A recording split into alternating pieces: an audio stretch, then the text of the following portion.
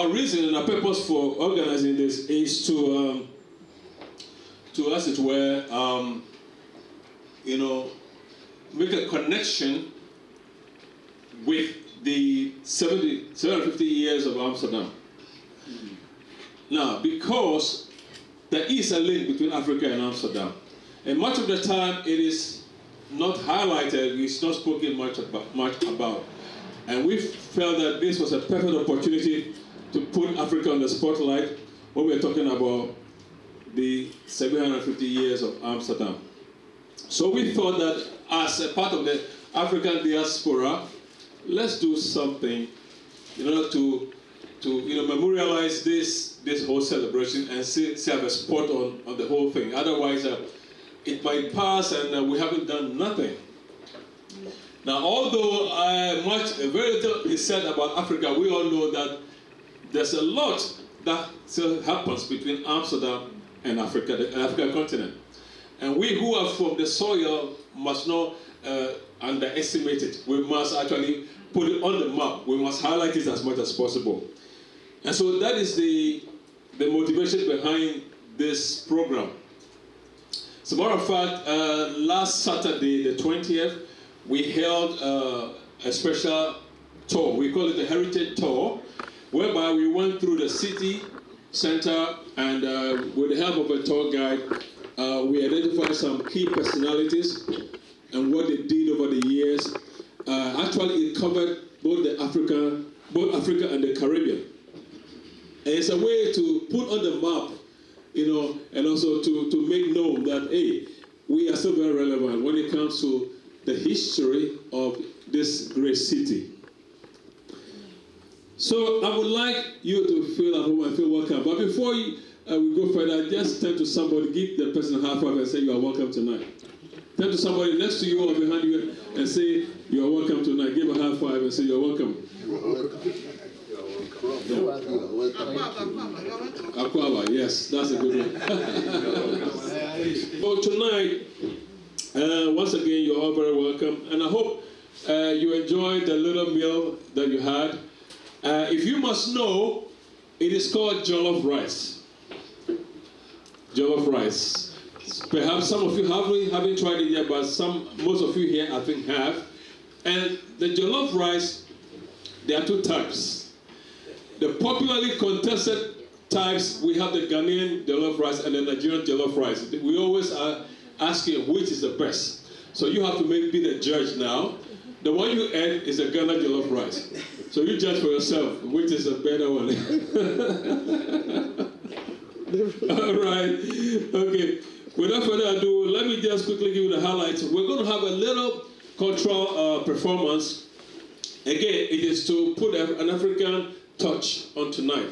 Otherwise, it will be just a lecture, and you can't really put the Africanness on it. But a cultural performance tonight will really put the African signature on this evening's program. So, if you are ready for it, say yeah. Yeah. Excellent. So we'll have a cultural performance, then the guest speaker will come on. After the guest speaker comes on, then we'll have a dialogue. This is where you can ask all the questions that you have in your heart, things that you would like to know, but you never had a chance to do that. So basically, this is all we're going to do tonight. So, I'm going to now put on our cultural performance. It's going to be given to us by the Ugandan cultural troupe. Let me call them the Ugandan cultural troupe.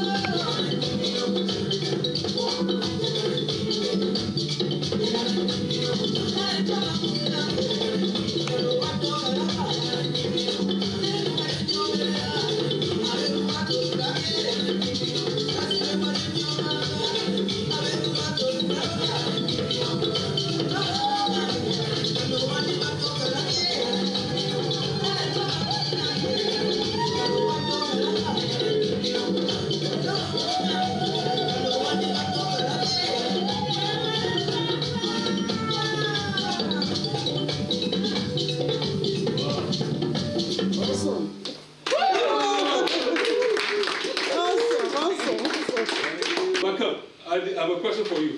Two of you come. Okay, three of you come. Okay, shall we give an applause for that? That was a beautiful performance. Okay, so what is your name? Yeah, my name is Gladys. Gladys, and what is your name? I'm Justine. Justine, okay. So you just perform a dance. What is it? Oh yeah, and the third one. So we can This is adopted Ugandan. This one, the one in the red, adopted. But so beautiful how she blended with them. So that's awesome. And what is your name? Hold on. Yes. Justina. Oh. Justina, and Gladys. Yeah. Okay, so tell us about the dance we just performed. What is it called? Yeah, it's called Maganda dance. Maganda. Yeah. Maganda dance. Yes, Maganda dance. Okay. Is this the most popular type of dance in Uganda? Yeah. It's a traditional dance. Yeah. For the ceremonies, like traditional ceremonies and other entertainment ceremonies. Entertainment ceremonies. Yeah. Okay. So is there a meaning, the way you do the dance, the way you move, does it got meanings? Because, and also the thing you tied around your waist, this raffia thing, it's, tell us about, why you must wear it to dance. Yeah, we must wear it to dance. The cow skin. The cow skin? Yeah, represent we are from Africa and Yeah. it helps to support us to dance. Mm. Yeah, from the culture. Is that true what she said? Yes, it is true. Yeah. So that, which is a cow skin? Oh, this one. Okay, this one. Yeah. This is a cow skin. Yeah. It's a goat skin because Goat skin? because we did not manage to get the cow skin. Okay, so you have to use goat skin. Yes. Okay. It's more. Wow, beautiful. That's interesting. Thank you so much.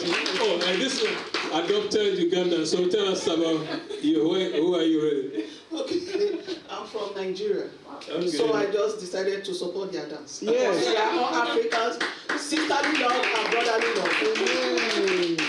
Beautiful. Thank you so much. Please take your seats.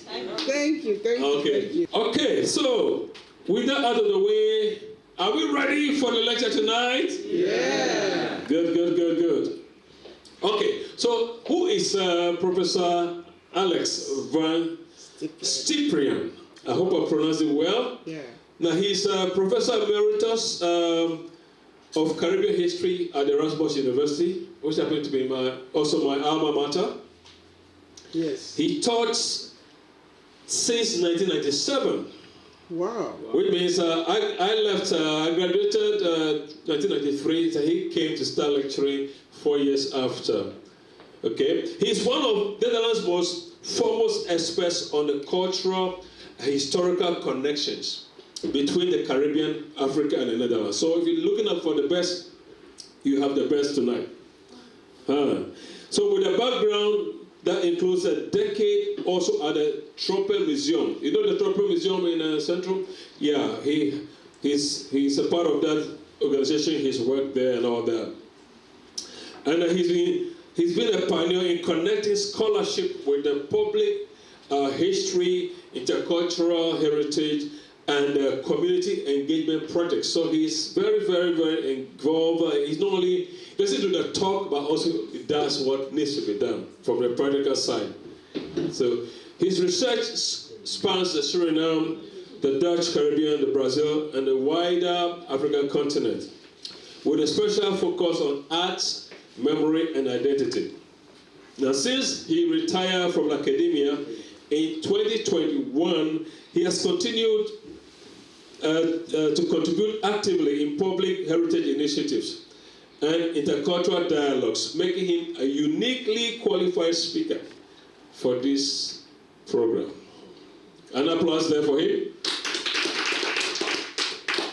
So, in bullets, he is a historian of African and Caribbean history, a former Tropical Museum curator, Emeritus Professor at the Erasmus University. He's passionate about heritage, identity, and cultural dialogue.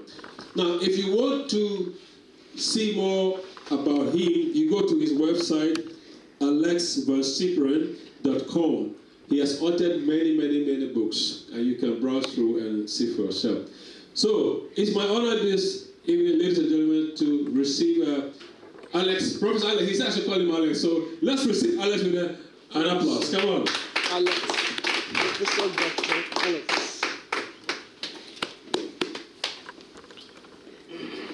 Good evening, my dear friends.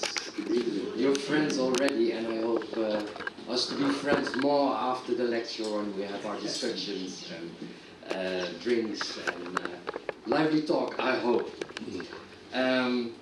And first of all, thank you so much, Larry and all of you, to invite me to this gathering. It's truly an honor to be here tonight with you and to have a chance to speak to you. That's very important to me. And as you know, it will be about the connections between Amsterdam and Africa over the centuries. Am I audible in the back? Yeah. Is it okay? Yeah? Yeah. Okay, right. Now, this history is above all a history of trade, slavery, colonialism, and migration.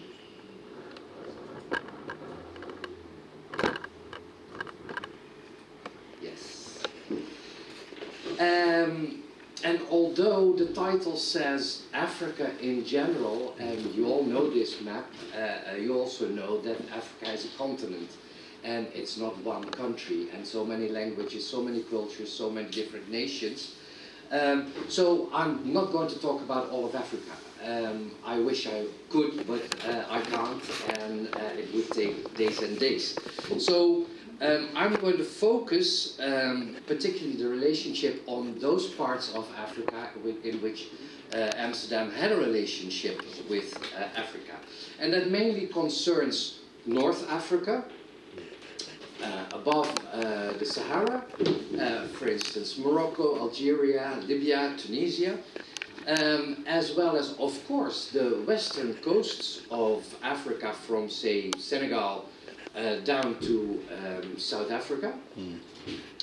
And, of course, also a number of islands like the Cape Verdean Islands, Mauritius, Madagascar, as the main islands.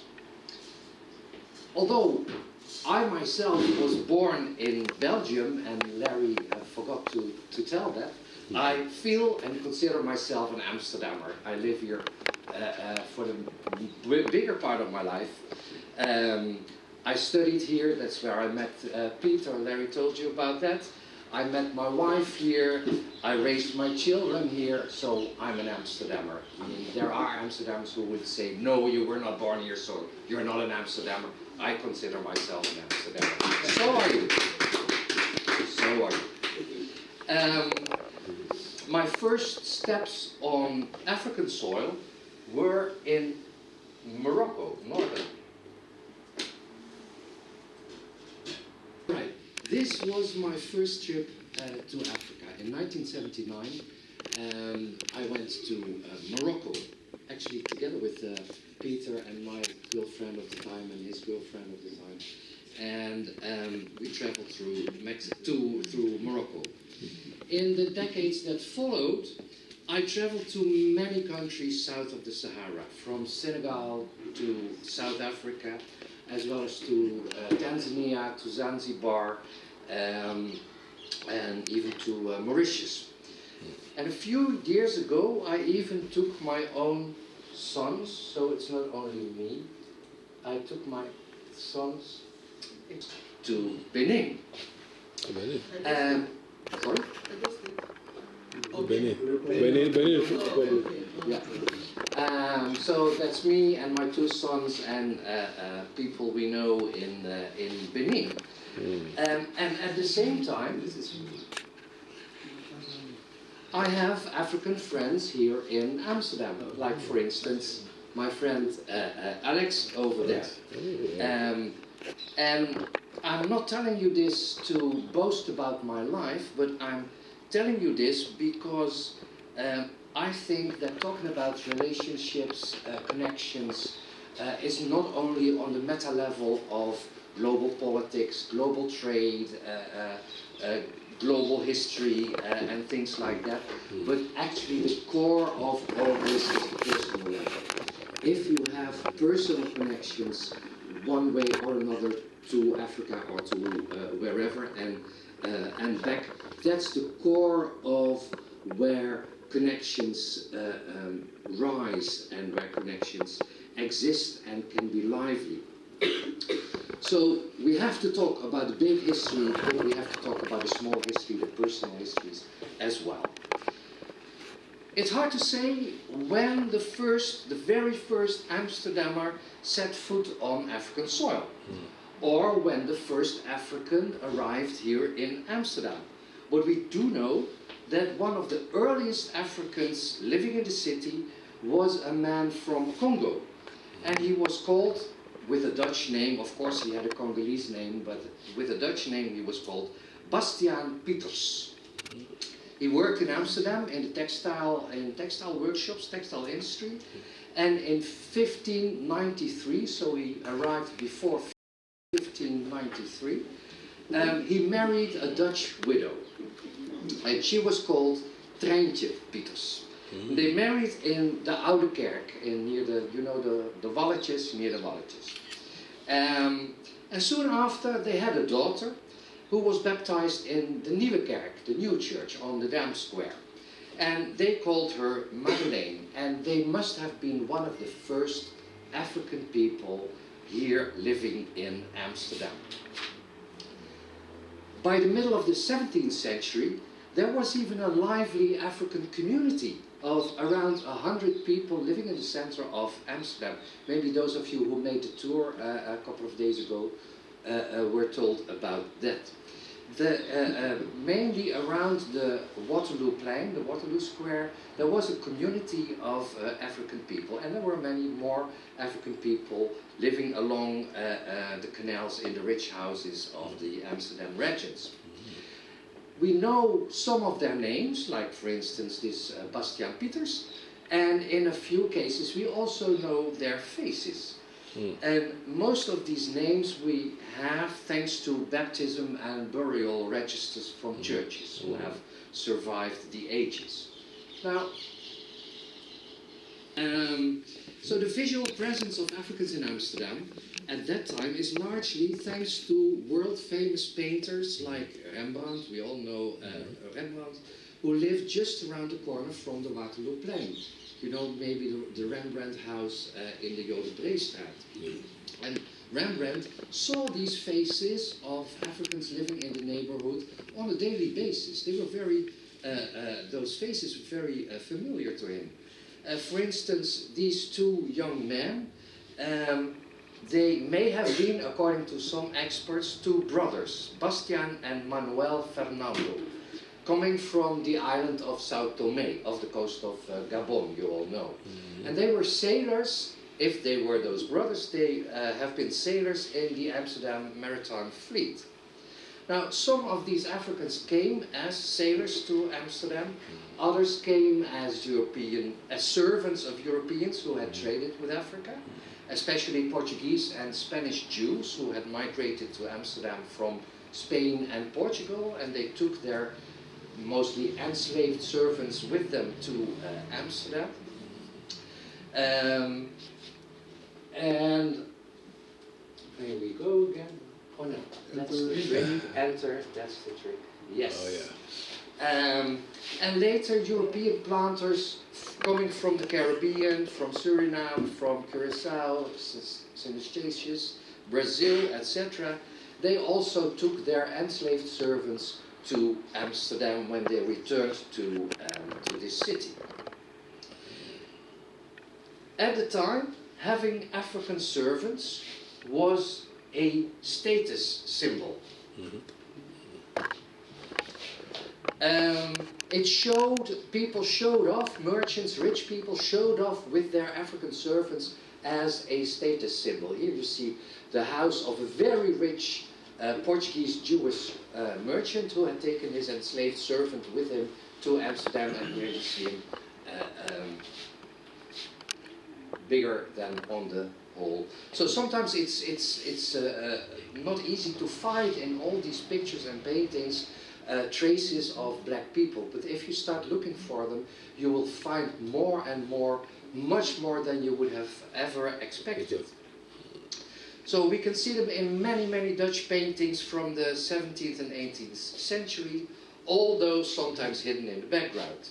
For instance, another one, here a servant in a typical Dutch merchant Amsterdam family, a girl, and here a famous picture, a famous painting of a typical Amsterdam militia.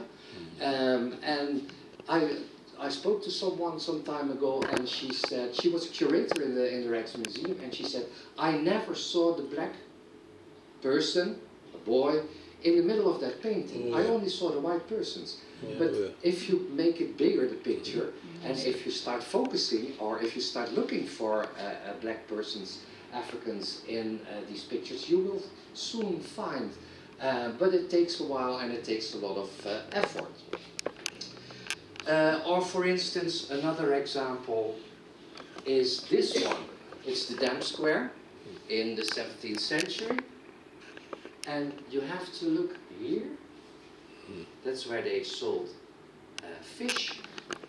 And there you see this black woman. So she also was probably a servant sent to the market to buy fish for her master. And then another one, just to show you how much there is to see, and also how many Africans were living in Amsterdam by that time, to a boy and a young woman over there. But here, this is in the Kalverstraat. It was a lottery office. And here you see the master of the house with his servant, and you see him over there.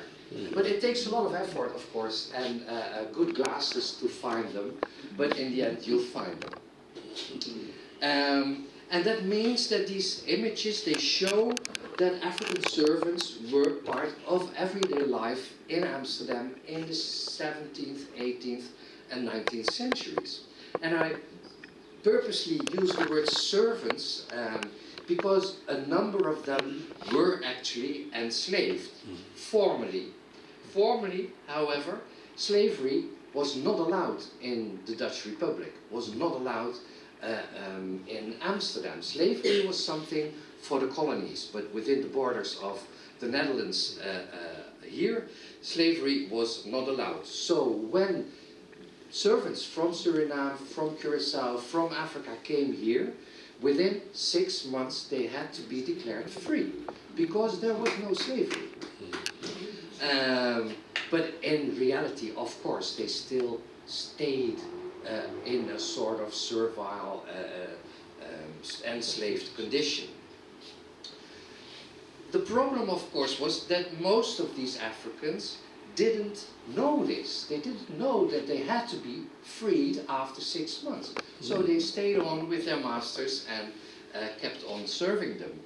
And even if they had known, where would they have gone? Where could they go? It was not easy to go back to Africa or wherever they wanted to go.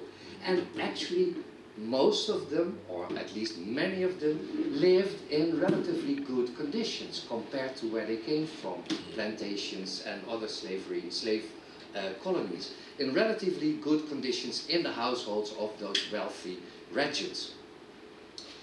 But at the same time, it's always relative, at the same time they could also be treated as objects. They could be given away as a present to a colleague or to a ruler or a prince or the king or whatever. They were seen by the masters as the property, as their property, which is of course the core of slavery. That's what slavery is about. You are the property of someone else. And something more, when they grew older, most of them were young when they came here, young boys, young girls. When they lost their, say, exotic appeal, they were often left to themselves to survive in, to them, unfamiliar context in an unfamiliar city. And then often the sole solution to the problem was marrying a Dutch partner. Most of the time that was a Dutch woman. However, there were also Africans coming to Amsterdam not as servants, but as wealthy individuals with power. For instance, in 1643, this man from Congo, Dom Miguel, he was sent by the king of Congo, King Garcia II. He sent this emissary to the Netherlands, first to Zeeland, then to The Hague, but they also came to Amsterdam. And they came here to negotiate a treaty with the Dutch government. And that treaty included slave trade. So they discussed the slave trade from Congo to the Americas. And they were such an impressive sight to see in the Dutch cities that they were asked to be portrayed for some painters here in the Netherlands. And that's why we have these wonderful paintings. They are really I mean, you have to see them in real, in 3D, wonderful paintings of Dom Miguel and his two servants. And of course, it's not for nothing that they were painted with an ivory tusk and with a gold in the box, because that's what it was all about. It was enslaved people and these products.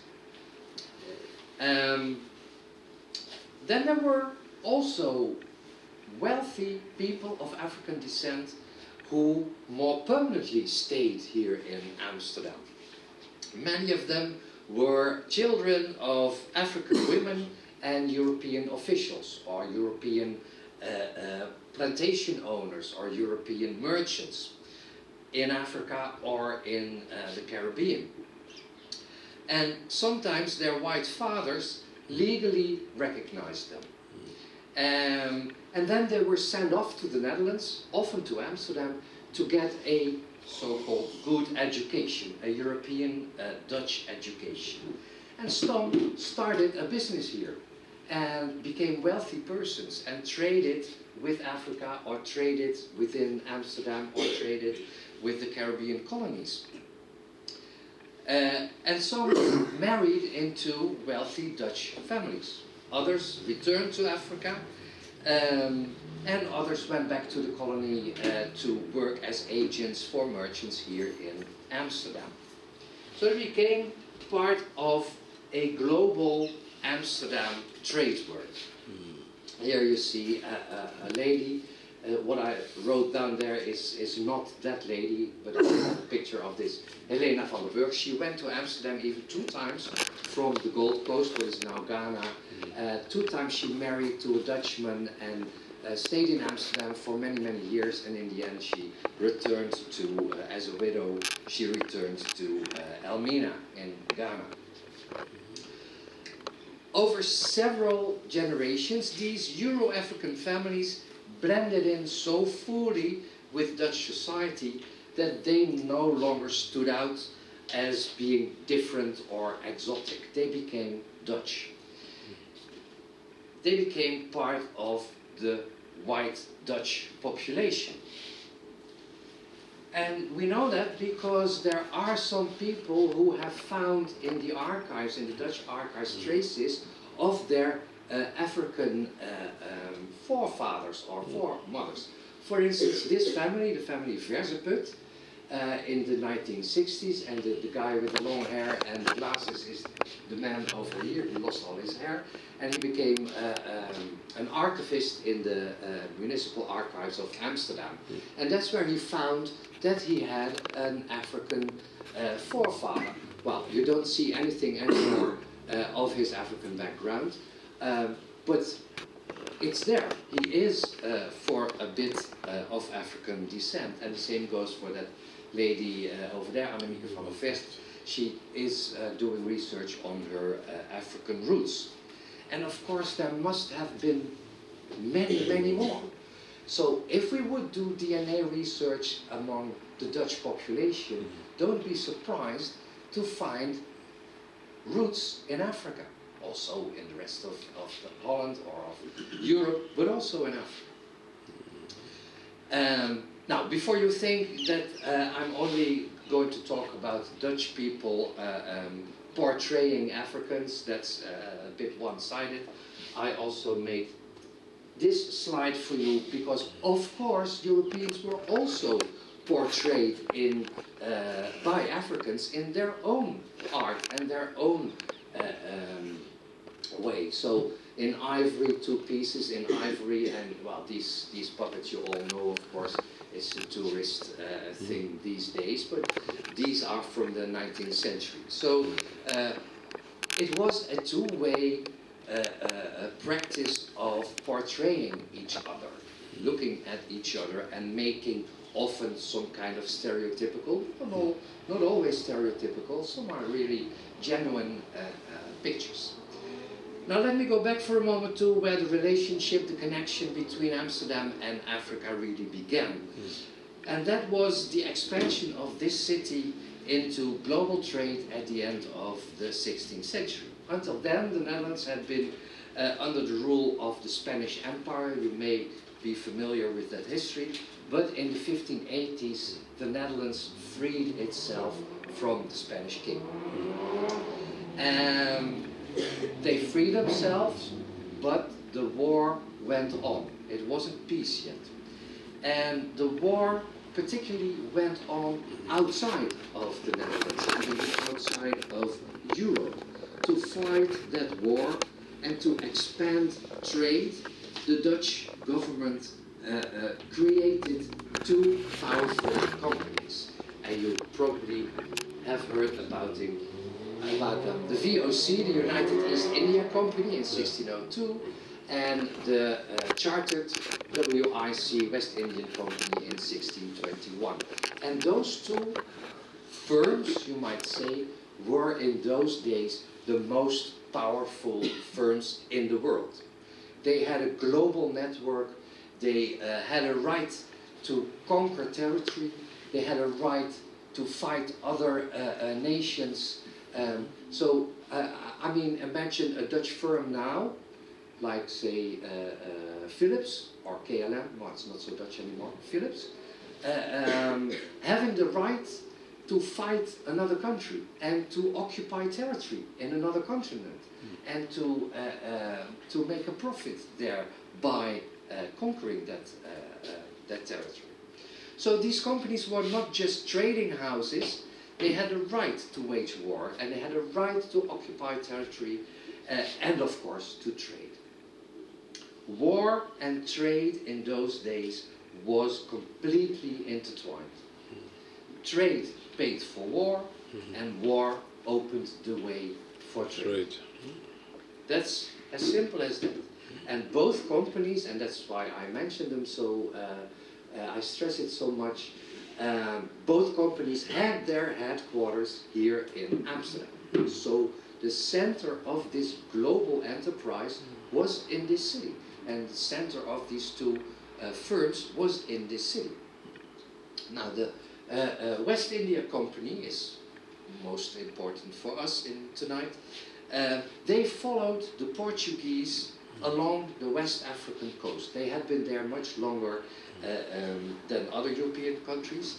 They followed the Portuguese in West Africa and they followed the Portuguese in Brazil. And they tried to conquer those territories and they tried to invade that Portuguese trade.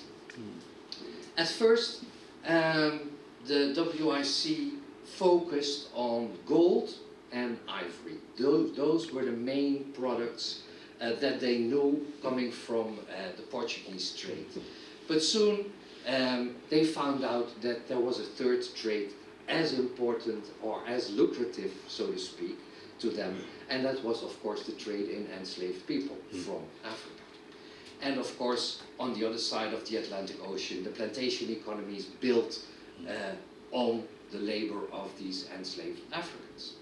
That was far more lucrative than any other product. Here you have the headquarters. They are still here. Now it's part of the University of Amsterdam, the East India House. And here you have the West India House on the Haarlemmerstraat. It's now a restaurant and you can marry there. But actually it's a place with a long memory of bloodshed and warfare. So I wouldn't marry there if I were you. Now, sorry?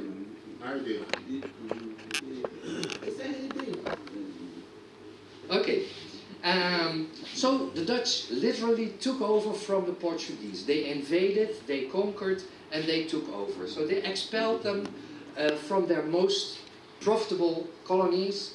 For instance, northeast Brazil was conquered by the Dutch. And they captured many fortresses on the African coast. And the most important, you probably know, was São Jorge da Mina, better known as Elmina in present-day Ghana. And of course, the name tells it all, Elmina the mine. So it is about gold, gold mine. The Portuguese had built it in 1482, and it was conquered in 1637 by the Dutch. And of course, it's no coincidence that in those days, actually until 1957, present-day Ghana was called the Gold Coast because of the finding of gold there.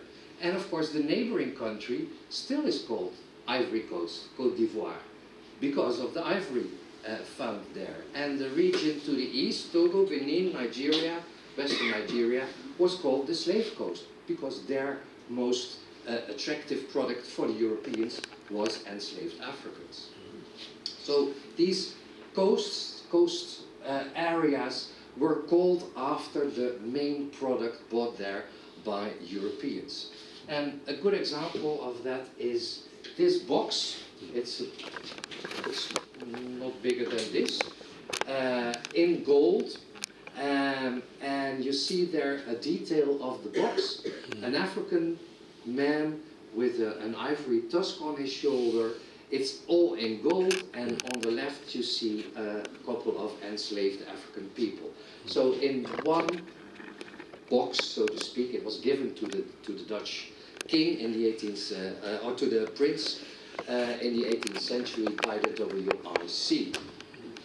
And here a picture, a drawing from the 17th century about gold being weighed in the Gold Coast.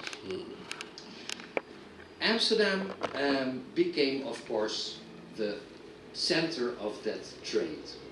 And then we must not forget another region, West Central Africa, Congo, Angola, especially those coasts. Nearly half of the 600,000 men, women and children the Dutch carried on their slave ships to the Americas came from that part of Africa. So we often tend to think they all came from the Gold Coast or the Slave Coast. No, half of them came from Congo, Angola, and they were named after a generic name, the Loango, the Loangos. Now Amsterdam became the center of this transatlantic slave trade, and through Amsterdam and Amsterdam merchants, about 30% of the slave trade, of the Dutch slave trade, was organized here in Amsterdam. But that was only the slave trade, because there was also this other trade in ivory and in gold and in pepper and other products. And those ships didn't make the triangular trade, Europe, Africa, Caribbean, back to Europe. No, they went straight to Africa and straight back. And we often forget that, but that was also a very important trade. For example, I have a few, I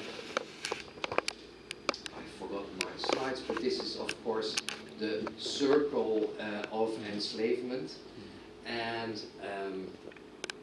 these were the areas, the main regions where Africans were enslaved, and they were called by generic names like Loango, Kalabari in southeast and Nigeria and Cameroon, Papa from the Nigeria and Benin, Cormontin, that's the name for everyone shipped from Ghana, from the Gold Coast, and Mandingo is more to the west, Ivory Coast, Sierra Leone, Liberia, etc. And you can see here the percentages, and Loango from the Angola, Congo area is about half of all the enslaved who went to the Americas, shipped by the Dutch. Why this name Cormontin? Because this fortress was built by the British and was called Cormontin. It was a local name. It was then conquered by the Dutch, and they renamed it into Fort Amsterdam. So there even was a Fort Amsterdam in Ghana in those days. Now, these were some figures, these are some figures about the trade, the return trade, the direct trade between Amsterdam or between the Netherlands, but mainly Amsterdam and West Africa. So in about a bit more than 50 years, 15.5 million kilograms of gold was extracted from Ghana and sent to Holland. 1.4 million kilos of ivory was sent to the Netherlands. 500,000 kilogram of pepper was sent to the Netherlands. And you see the amount of guilders, and that's guilders of those days. So that's an enormous amount and enormous trade. You have to keep in mind that trade with African merchants and with African kings and local rulers was not in money, but was in kind. It was a barter trade in goods. And the main items the Dutch offered, and here, no, I don't think you can read the names, but I found these names of African Congolese merchants and princes on the coast of Congo, which were noted in archival documents which I found here in the Netherlands. And the Dutch captains gave the local traders, they couldn't pronounce the African names, so they gave them Dutch names, like Ari David or Jan Ari. But also here you see Timi Mongo, that was obviously a name they could pronounce, or Tate Monebanfa or Tate Jinjimbi, etc. So we even know some names of the people they traded with. Now, the main items the Dutch offered in that trade were textiles, liquor, and liquor means Geneva, and gunpowder. And then there were also cowrie shells which were important in the trade, and iron bars.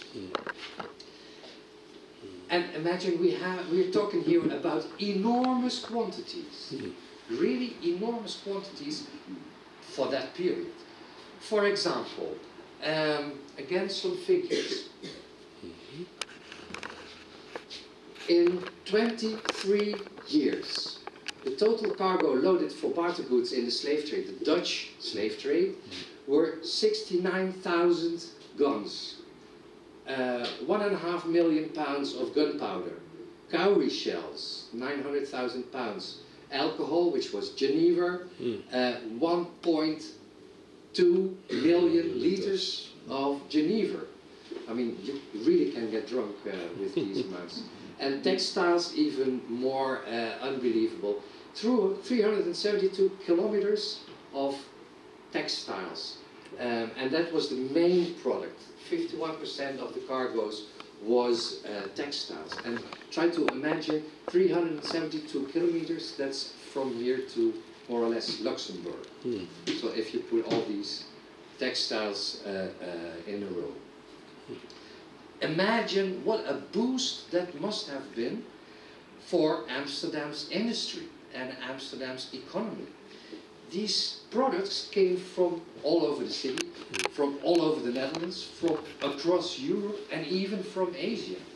So it really was a global trade. We're talking about global trade today, and remember Trump, etc. We're talking about globalization, but it started then. And Amsterdam is a main example of that.